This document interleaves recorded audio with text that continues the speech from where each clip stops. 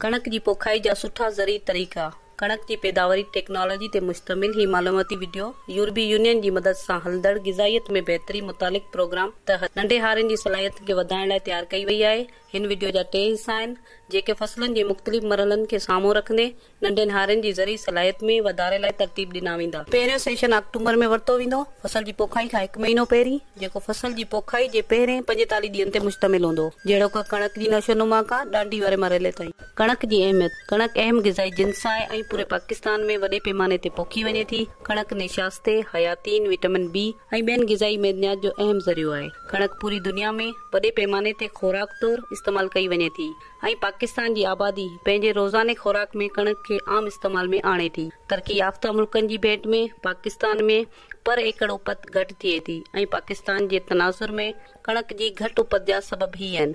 कणक जी घटि उपत जा सबब: 1 नाक़िस मनसूबाबंदी जंहिंमें गैर मुनासिब वक़्त ते पोखाई, गैर मयारी भाण बूटे जो इस्तेमाल, माली वसीलनि जी घटिताई। 2 पोखाई जे जदीद तरीक़ेकार जे बारे में अणॼाणाई जंहिंमें ज़मीन जी तयारी, ॿिजनि जो इलाज, फसल जी पोखाई जा तरीक़ा, पननि ते दवाउनि जो फुआरो। 3 भाण बूटे जो बेजा इस्तेमाल। 4 गुॾ ऐं कीड़नि जी बीमारी। 5 आपाशी जे पाणी जी खोट ऐं पाणी मुतालिक़। 6 लुणाई खां पोइ जो ज़ियान। 7 ज़ख़ीरे लाइ मुनासिब जॻह जो न हुअणु। अचो त इन्हनि ॻाल्हियुनि जी अहमियत ते ॻाल्हायूं जेके कणक जी पैदावार में बहितरी आणण लाइ ज़रूरी आहिनि। फसलनि जो कैलेंडर। फसल खे मौसम में ई पोखण ऐं असराइती मनसूबाबंदी लाइ फसलनि जो कैलेंडर इस्तेमाल करणु घुर्जे। फसलनि जो कैलेंडर फसल पोखण जे मुख़्तलिफ़ मरहलनि जी निशानदही करे थो, जंहिंमें ॿिज नवंबर जे महीने में पोखजनि, पोखाई जे 25 ॾींहनि खां पोइ पननि निकिरण जो मरहलो, पोखाई जे 45 ॾींहनि खां पोइ ॾांडी अचण जो मरहलो, पोखाई जे 75 ॾींहनि खां पोइ गुरी अचण जो मरहलो, पोखाई जे 95 ॾींहनि खां पोइ संग अचण जो मरहलो। सरगर्मियुनि जी मनसूबाबंदी सां गॾु उन ॻाल्हि खे यकीन बनाइण त सरगर्मियूं वक़्तसर थियनि पियूं, जंहिं लाइ ही हिकु असराइतो तरीक़ो आहे। मुख़्तलिफ़ सरगर्मियुनि जी तारीख़नि ते निशान लॻायो ऐं यादगिरी लाइ कंहिं अचण वञण वारी जॻह ते चंबड़ायो। सिंध में फसल पोखण जा तरीक़ा। कणक पोखण जा मुख़्तलिफ़ निज़ाम आहिनि, जहिड़ो वोण, कणक वोण, सारियूं कणक वोण। पोखाई जो वक़्तु। वक़्त ते पोखाई हिकु अहम जुज़ आहे। फसल जे वक़्त सिर पोखाई घणी उपत ॾिए थी।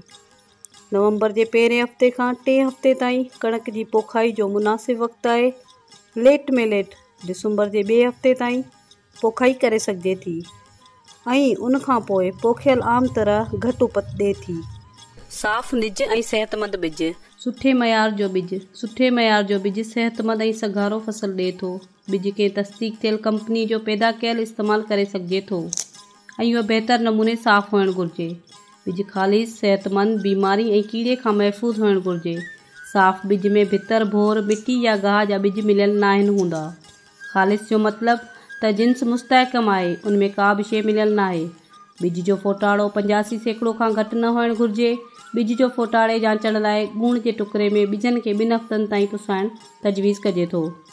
पाछाटी पोखलाए तजवीज़ कयल जिन्सूं। सुठी जिन्सनि जी चूंड करियो। अहिड़ी जिन्स जी चूंड करियो जेका फसल जी पोखाई वारी हालत मुताबिक़ हुजे। मिसाल तौरु उहा हमेशह घणी पैदावार नथी ॾेई सघे पर पाणी जी मौजूदगी जे सबबि असरअंदाज़ थी सघे थो। खीरमान, सारंग, ससुई, सरसब्ज़ ऐं भिटाई नीम डुकार वारी हालतुनि लाइ बहितरीन जिन्सूं आहिनि। खीरमान, सरसब्ज़ ऐं भिटाई नीम लूणियाठी ज़मीन लाइ बहितरीन आहिनि। अंबर, खीरमान, सरसब्ज़ ऐं टीजी 83 देर पोखाई लाइ बहितरीन जिन्सूं आहिनि। बिज जो मिक़दार। वक़्त ते पोखाई लाइ फ़ी एकड़ 50 किलो तस्दीक थियल बिज। वक़्त खां पोइ पोखाई लाइ फ़ी एकड़ 60 किलो तस्दीक थियल बिज। सुठे मयार जे बिजनि जो ज़रियो। बहितर उपत लाइ हमेशह सुठे मयार जो तस्दीक थियल ज़रियनि जो बिज इस्तेमाल करियो, जहिड़ो सिंध सीड कार्पोरेशन, कणक जो तहक़ीक़ाती इदारो सकरन, ज़रात जो एटमी इदारो टंडोजाम, बिजनि जूं ख़ानगी कंपनियूं सीड फाउंडेशन सेल टंडोजाम, हारी सुठे मयार जो बिज पाण बि पैदा करे सघनि था।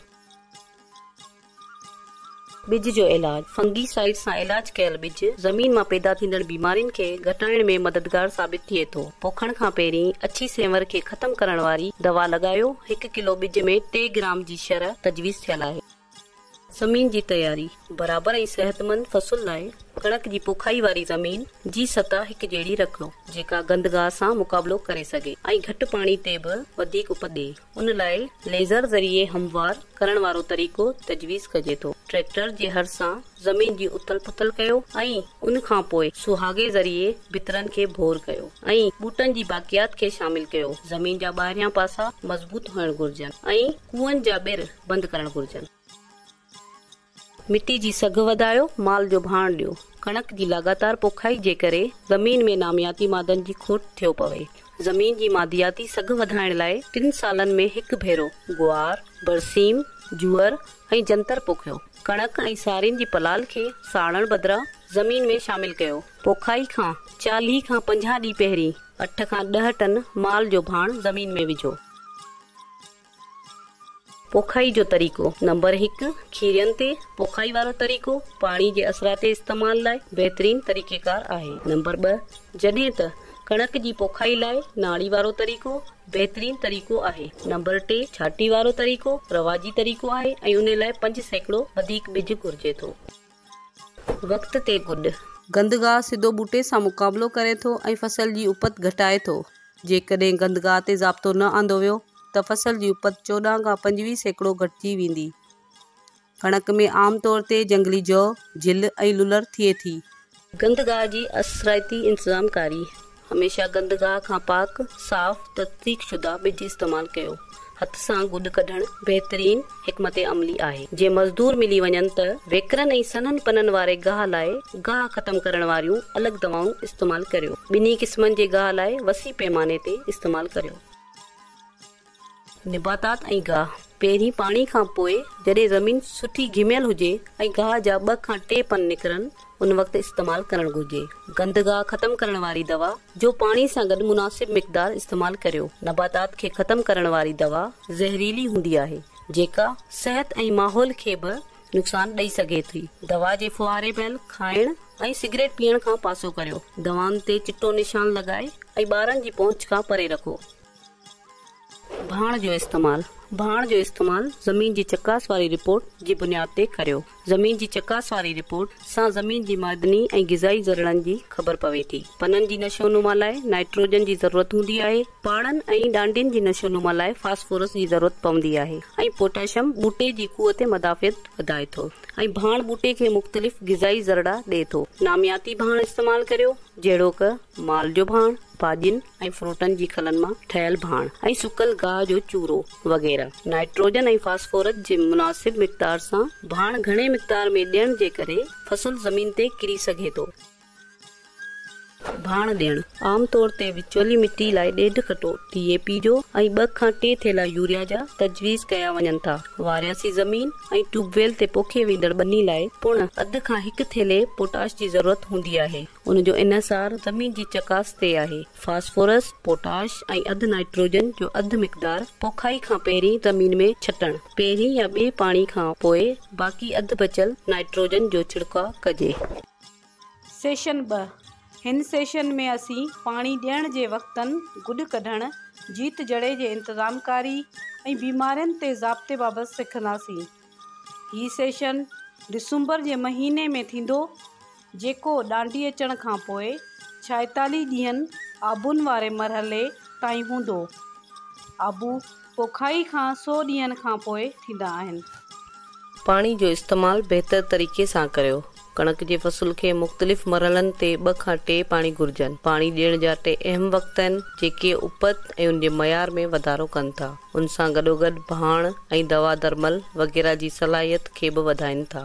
पोखाई खां पोइ पहिरियों पाणी 20 खां 25 ॾींहंनि खां पोइ ॾियणु घुर्जे। पाणी जे बहितर इस्तेमाल लाइ बंदनि खे मज़बूत ऐं ज़मीन खे हमवार कयो। पननि वारे मरहले ते, डांडी वारे मरहले ते, संग वारे मरहले ते। ग़िज़ाई ज़रड़नि जो इस्तेमाल। ज़िंक जी किलाईबंदी। पाकिस्तानी ज़मीननि में अक्सर करे ज़िंक जी घटिताई हूंदी आहे। ज़िंक जे इस्तेमाल सां 2 फ़ाइदा हासिल करे सघजनि था। पहिरियों उपत में इज़ाफ़ो थींदो, ॿियो ज़िंक सां भरपूर अटो सिहत लाइ सुठो हूंदो आहे। बूटे लाइ इब्तदाई ग़िज़ा। ज़िंक जो इस्तेमाल 2 तरीक़नि सां करे सघिजे थो। को बि इस्तेमाल कयो। ज़मीन जी तैयारी महिल एकड़ में ज़िंक सल्फर 1 भेरो 10 किलोग्राम तजवीज़ कजे थो। 1 एकड़ लाइ 350 gram zinc, sulphur, 1 kilo urea ऐं 100 लीटर पाणी मिलाए ॻार ठाहियो ऐं 15 ॾींहनि जे वक़फ़े खां पोइ 2 भेरा इस्तेमालु करियो। कणक जूं अहम बीमारियूं। कणक जी जिन्स लाइ हिफ़ाज़ती उपाउ। बीमारियूं रती, कहाणी ऐं सेंवर जहिड़ियूं बीमारियूं ख़ासि बीमारियूं आहिनि जेके कणक जी पैदावार ऐं उन जे मयार खे किराइनि थियूं। एहतियाती तदाबीर लाइ बीमारी खां महफ़ूज़ जिन्सूं ऐं इलाज थियल बिज इस्तेमालु करियो। घणो बाण न ॾियो। टियों मरहलो सेशन फेबरवरी में शुरू थींदो ऐं लाबारे जे बहितरीन वक़्त ऐं तरीक़नि लाइ लाबारे खां पोइ नुक़साननि ऐं अॻे फसल जी उपत जे बारे में हूंदो। लाबारो मार्च में शुरू करणु घुर्जे ऐं लाज़मी तौर वक़्त ते करणु घुर्जे त जीअं लाबारे खां पोइ जे नुक़सान खां बचिजे। लूणाई खां पोइ जा नुक़सान ऐं नुक़सान खां बचाव जा उपाउ। लूणाई खां पोइ सार संभाल। दाणो दाणो थियणु।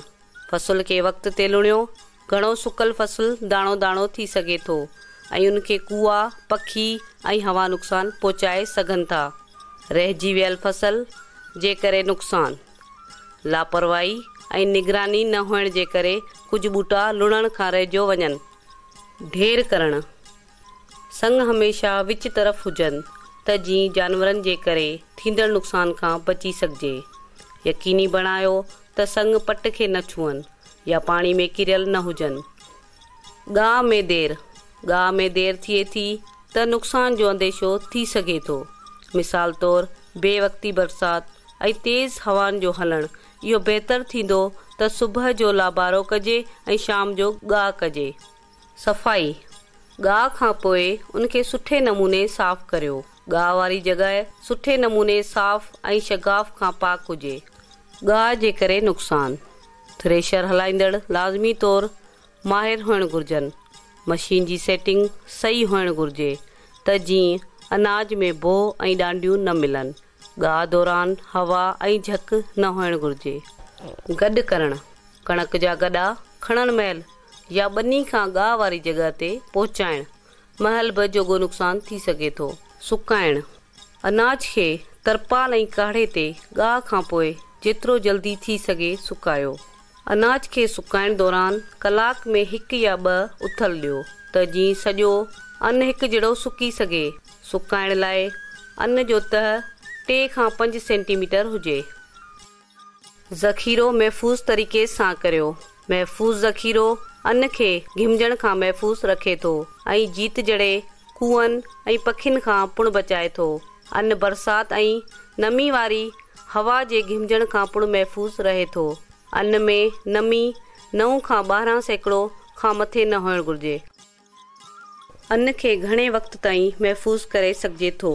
जेकॾहिं ज़ख़ीरो करण लाइ हमेशह नई ॻूण इस्तेमालु कयो ऐं तरतीबवार मुनज़म तरीक़े सां रखो।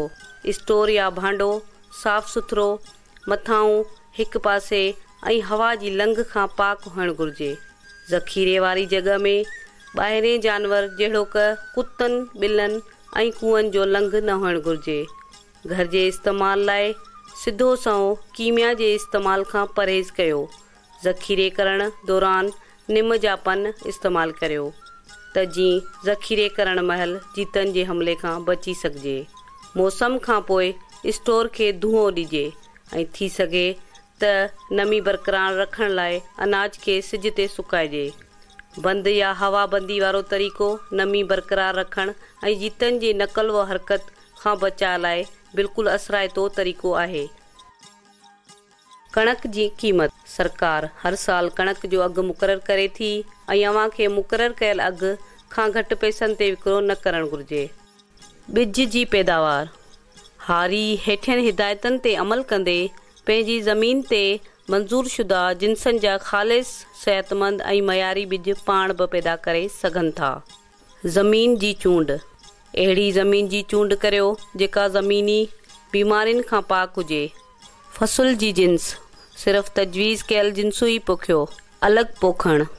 ॿिज लाइ मुख़्तलिफ़ जिन्सूं गॾाए न पोखियो त जीअं मुख़्तलिफ़ जिन्सूं पाण में न गॾिजनि। जीतनि, बीमारियुनि ऐं गुॾगाह खां हिफ़ाज़त।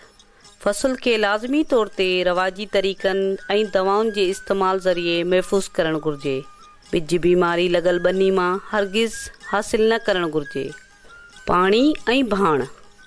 ॿिज जी पैदावार लाइ पाणी ऐं भाण जी ज़रूरतुनि खे हर वक़्तु हर क़ीमत ते पूरो करणु घुरिजे। गुॾ। ॿियनि क़िस्मनि जे ॿूटनि खे ॿनी मां पाणा कढी छॾणु घुरिजे। साफ़ ॿिजनि लाइ फ़सुल मां ॿियनि ॿूटनि जो सफ़ायो ज़रूरी आहे। पाड़ा पटण जो बहितरीनु वक़्तु तॾहिं हूंदो आहे जॾहिं ॿूटा गुलनि ते हुजनि। लाबारो। मिलावट खां बचण लाइ फ़सुल खे गॾाए न लुणो। हर जिन्स खे अलॻि करण लाइ गाह खां पोइ थ्रेशर खे साफ़ करणु घुरिजे। गाह। गाह दौरान गाह वारो पट साफ़ हुअणु घुरिजे। सुकाइण। ॿिज लाइ नमी 10 खां 12% खां मथे बिल्कुलु न हुअणु घुरिजे ऐं उन मक़सद लाइ ॿिज खे सुकाइण लाइ साफ़ जॻह ते पखेड़ियो। ॿिज मां सुकल भगल ॿिजनि, नंढी साइज़, मिटी ऐं ॿियनि मिली वियल शयुनि खे साफ़ करण लाइ ग्रेडर जो सफ़ाई सां इस्तेमालु कयो त जीअं आला मयार साफ़ ऐं फोटाड़े जी सघ वारो ॿिज हासिल करे सघिजे। ज़ख़ीरो करे रखणु। सुकाइण ऐं साफ़ करण खां पोइ ॿिजनि खे कटनि में भरणु घुरिजे। चिट लॻाए सुठे नमूने स्टोर करणु घुरिजे। कटनि ते जिन्स जो नालो लिखणु घुरिजे। ॿिज खे स्टोर करण खां पहिरीं भांडे या स्टोर खे धोइणु घुरिजे।